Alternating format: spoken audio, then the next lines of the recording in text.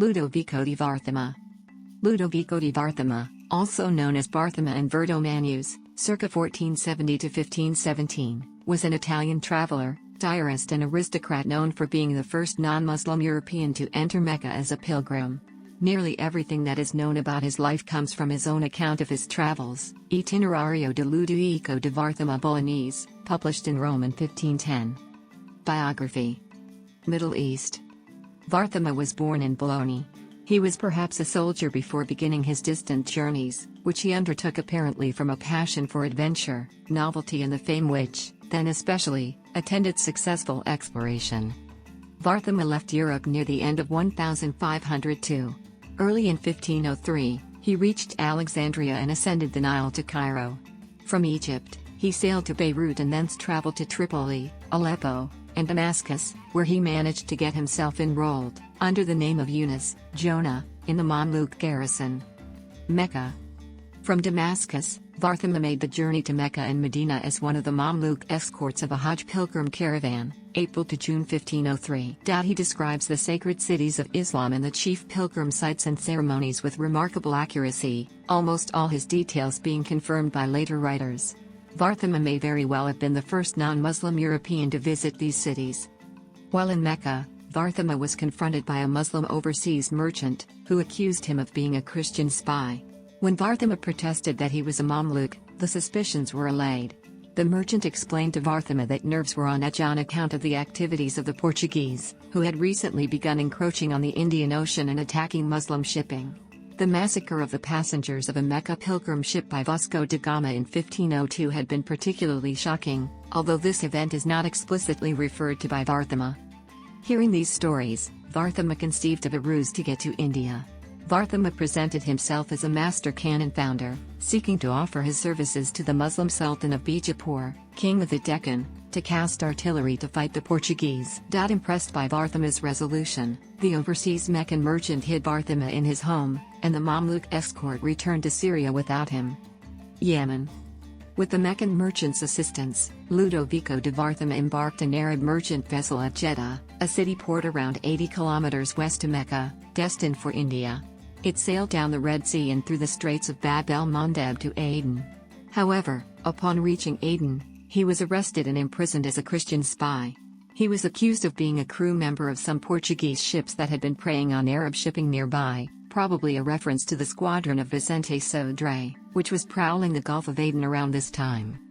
By his own account, Varthema gained his liberty after imprisonment both at Aden and Rada because of a love affair with one of the sultanas of Yemen.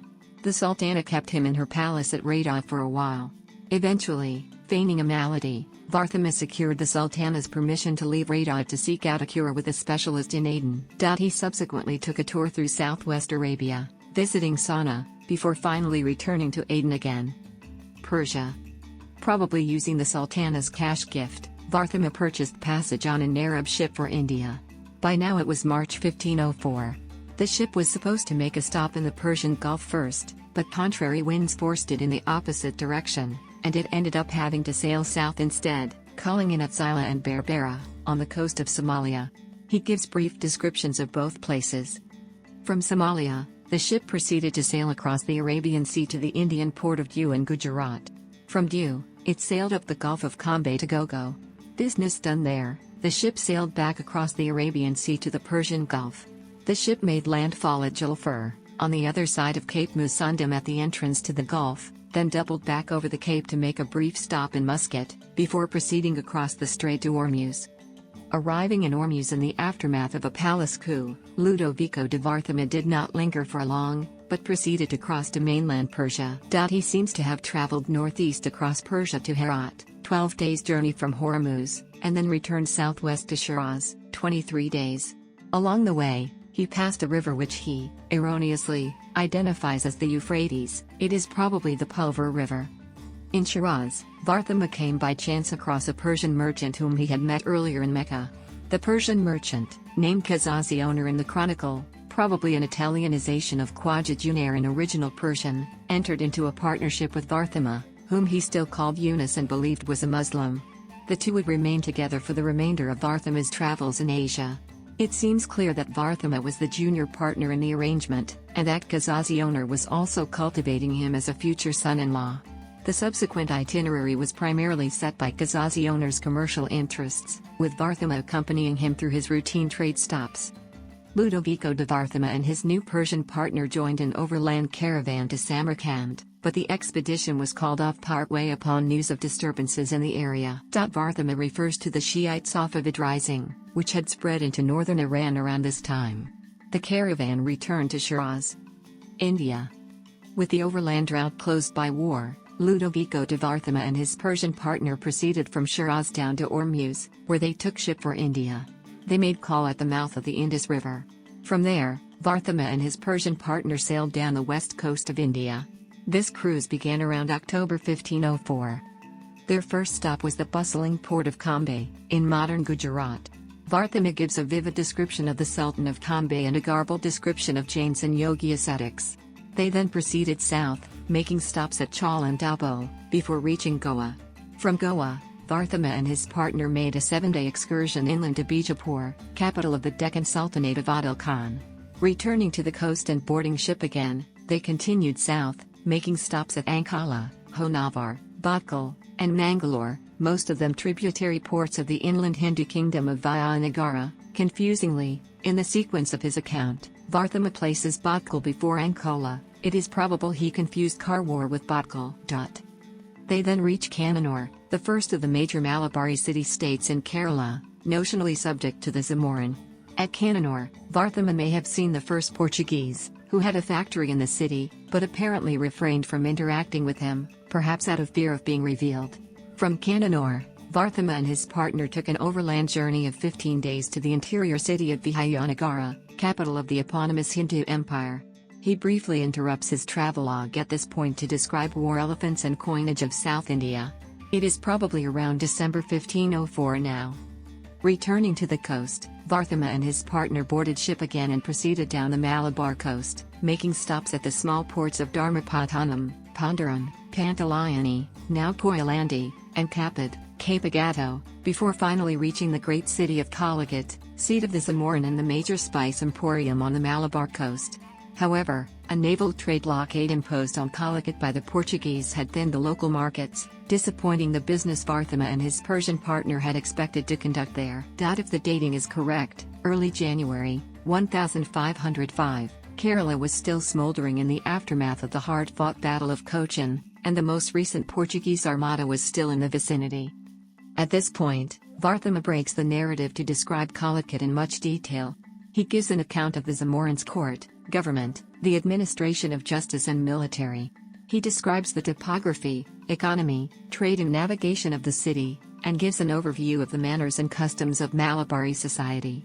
This chapter contains one of the earliest European descriptions of Hindu religion and the caste system. Nowhere do Varthema's observing powers show themselves more strikingly, if still somewhat quaint and mistaken in some details. Varthema and his Persian partner resumed their trip southwards via the inner lagoons and rivers of the Kerala backwaters rather than by the sea coast, possibly to elude Portuguese naval patrols. They skipped past Cochin, where the Portuguese had their strongest presence at the time, and sailed via the backwaters far as Kakalan, probably Kayamkulam. It is here where Varthema first encounters St. Thomas Christians. Continuing on, they soon reached the major commercial city of Quilin, but as the ruler was a Portuguese ally, they did not linger there, but continued on quickly, now sailing by the coast again. The ship carrying Varthema and his Persian partner rounded Cape Comorin, southern tip of India, and followed the coast northeast.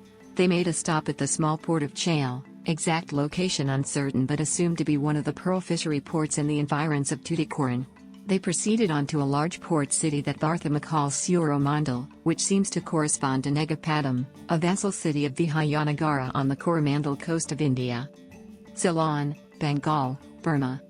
Varthema and his Persian partner stopped advancing further up the coast, as there were reports of war breaking out in the area. Instead, they took a ship with some other merchants across the Palk Strait to the island of Ceylon. His exact landing is unclear. His description is consistent with Colombo, in the westerly kingdom of Kotte, but the speed of his journey makes it likelier to be northerly Jaffna. He gives a brief description of the island, the rivalry of its 4 kingdoms, and its cinnamon plantations. Their stay here was cut short after Kazazi owner got entangled in the intrigues of a local Arab merchant. They set sail back to India, arriving 3 days later at Pulicat, another Vijayanagara subject city on the Coromandel coast.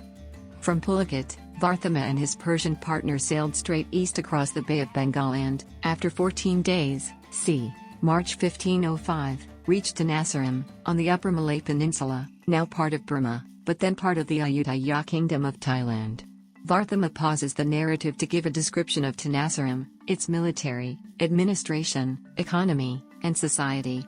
He refers to distinctly dressed groups of Brahmins in the city, probably a reference to Buddhist monks, Varthema not quite realizing the distinction between them. It is also here that Varthema first witnesses and describes the funerary ritual of sati. In one eyebrow-raising episode, Varthema reports that a local merchant invited them to sleep with his new wife, explaining it was the custom of the land to invite strangers to deflower virgin brides. Kazazi owner dutifully took up the request. After a few weeks in Tenasserim, Varthema and his Persian partner proceeded to sail northwest to Bengal. After 11 days sailing, they arrived at a port that Varthema called Bengala, at the mouth of the Ganges River. The identification of the port of Bengala on the Ganges Delta is unclear. It has been alternatively suggested it referred to Satkan, Chittagong, perhaps more likely, Sonargaon. In Bengal, Verma met a pair of Chinese Christian merchants. This passage has provoked various conjectures by historians since. According to Varthema, the pair were from the city of Sarnau, and that there were many other Christian lords like them there, all of them subjects of the great Khan of Cathay. The location of Sarnau is unclear. The name does not show up on contemporary maps, but appears in a few other travelogues of the time. Some, for example Francis Oderco, claim Sarnau was in northern China, but others, for example Giovanni da Empoli, Fernão Mendes Pinto, suggest it is located in Indochina. The most frequent suggestion is that Sarnau is the Thai capital city of Ayutthaya. The term Sarnau may just be a transcription of the Persian term Sharai Nau, meaning new city, the name by which Ayutthaya was also known at the time. There is no contradiction in their statement about Cathay. The Ayutthaya kingdom, like most other kingdoms of Indochina, had been notionally tributary to the Chinese emperor. Their identification as Christian and many other Christian lords may seem puzzling as Christianity was not known to have reached Thailand at this time. However, Nestorian Christian communities had spread in Central Asia and China with the Mongol Empire, and the persecutions after the fall of the Yuan dynasty in 1368 may have prompted an exodus of Nestorian Christian refugees to Indochina. Later in the travelogue, Varthema notes the ruler of Pegu, Burma, had an entire regiment of such Christians. However, Varthema claims they are as white as us and write in a contrary way to us, in the manner of the Armenians. Setting aside the latter error, Armenian is written from left to right, like Latin script. Varthema may have meant Syriac script, implying these were most likely ethnically Central Asian or Persian Nestorian Christians, who moved to China during the Yuan dynasty, and later found their way to Indochina. However, it does not rule out that they may simply have been Chinese or Thai converts. Varthema uses the term white repeatedly to describe Southeast Asians, in contrast to South Asians. The two Chinese Christians persuaded Varthema and his partner Kazazi owner to accompany them. They all took a ship together from Bengal across the bay to Pegu, Lower Burma. Hearing that the best potential customer for their wares, the king of Pegu, was on campaign against the Ava kingdom, Upper Burma, the party set off on a boat up the Irrawaddy River, but soon gave up, and returned to Pegu to await him there. The king arrived a few days later, and granted them an audience. With the two Chinese Christians as translators, Kazazi owner and Varthema, exercising their best negotiating skills, sold the monarch some relatively modest red coral in exchange for a fortune in high-value Burmese rubies. In an earlier passage, Varthema identifies the source of rubies to be Capellan, a common name for the ruby mining district of Upper Burma. Malacca, Sumatra, Moluccas. From Pegu, Varthema, his Persian partner and the two Chinese Christians took a ship down the Malay Peninsula to Malacca, the major commercial entrepot of the region. They did not, however, stay in Malacca long, and soon crossed over the strait to Sumatra. They called in at the port city of Padir, then a major commercial center and capital of the northeast Sumatran Sultanate. Padir was subsequently annexed by the Aceh Sultanate and has since declined into insignificance. Varthema describes the abundance of long pepper and variety of perfumed woods that was available at Padir. At this point, The two Chinese Christians expressed a desire to return home to Sarnau, and hearing that Varthema had been born a Christian, sought to persuade him to come with them and resume his old faith. But Varthema declined, saying he wished to remain a Muslim convert. His Persian partner, Kazi Zioner, expressed his wish to visit the famed Spice Islands and see for himself the source of cloves and nutmeg, the glorious spices, and prevailed on the two Chinese Christians to join them. A pair of local sampans, flat-bottomed boats, were procured and they proceeded to sail east, weaving through the Indonesian islands, and after 15 days, reached the Banda Islands, the world's only source of nutmeg. From there, they sailed north for another 12 days and reached the Clove Islands of the Moluccas, which Varthema calls Monac. Ludovico di Varthema may very well have been the first European to set eyes on these islands. The Portuguese would only find them in 1512. He comments extensively on the cultivation of the spices and their prices. Return voyage, Borneo, Java. The Moluccas was the furthest eastward point reached by Varthema and his Persian partner. It was by now around June 1505. Guided by the two Chinese Christians, they returned via a different route, first proceeding to Borneo to charter a larger ship, then headed south to Java, the largest island in the world. According to the Chinese Christians, Java is, in fact, smaller than Borneo. Varthema observed that the Malay pilot of their vessel used a magnetic compass and nautical chart gridded with lines. Although sailing by compass and chart was common in the Mediterranean, it was unusual in the Indian Ocean, where celestial navigation was the norm, and perplexed Varthema's Persian partner. The Malay pilot also showed them how he used the Southern Cross to navigate, another novelty for both of them. In a cryptic comment, the Malay pilot curiously refers to some supposed far southern lands, which some historians have interpreted to be a reference to the Australian coast. The journey from Borneo to Java took 5 days. It is unclear where in Java they landed. Varthema makes some quick observations about the island, notably, the prevalence of Hinduism, unlike the Islam they consistently encountered in other ports. In a dubious passage, Varthema claims that a substantial part of the Javanese population engaged in cannibalism. Staying in Java for a couple of weeks, they decided it was time to resume their return journey. Before leaving, Varthema purchased some emeralds as well as buying 2 castrated young children. Chartering a junk, Giunco, from Java, they made their way back to Malacca, where Varthema and Kazi Zioner finally parted company with the two Chinese Christians. On the same Javanese junk, they proceeded west across the Bay of Bengal, 15 days sailing, to the Coromandel coast of India, and disembarked at Negapatam. After a few weeks, they took a sampan to Quilon. The presence of some Portuguese in Quilon frightened Varthema, and he kept a low profile until he found passage, again via the Kerala backwaters, back to Calicut. Calicut. In Calicut, Ludovico di Varthema came across 2 Italians. Varthema gives their names as Pier Antonio and Gian Maria, and identifies them as Milanese. Portuguese sources identify them as Venetian agents. They were military engineers that the Zamorin had hired to cast European-style artillery to fight the Portuguese. Temporarily separated from his Persian partner, and overcome by homesickness, Varthema revealed himself to them as a Christian and a compatriot. The 2 Italians, who had arrived in India in 1502, expressed their desire to return home, but that the Zamorin would not let them go.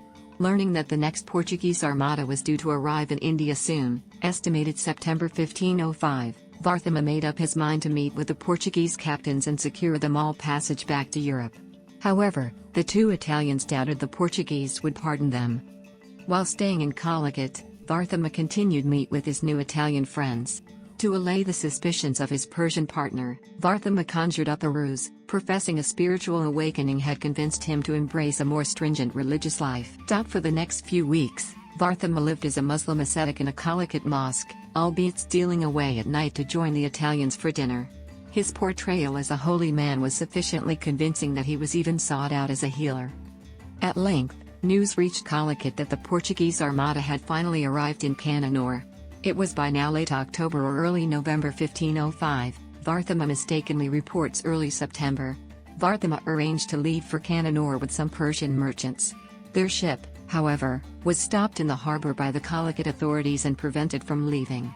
But the party eventually managed to sneak aboard a smaller vessel and finally made their way there. Kazi Zioner did not accompany them, but gave Varthema a letter of introduction to a merchant friend in Cananore.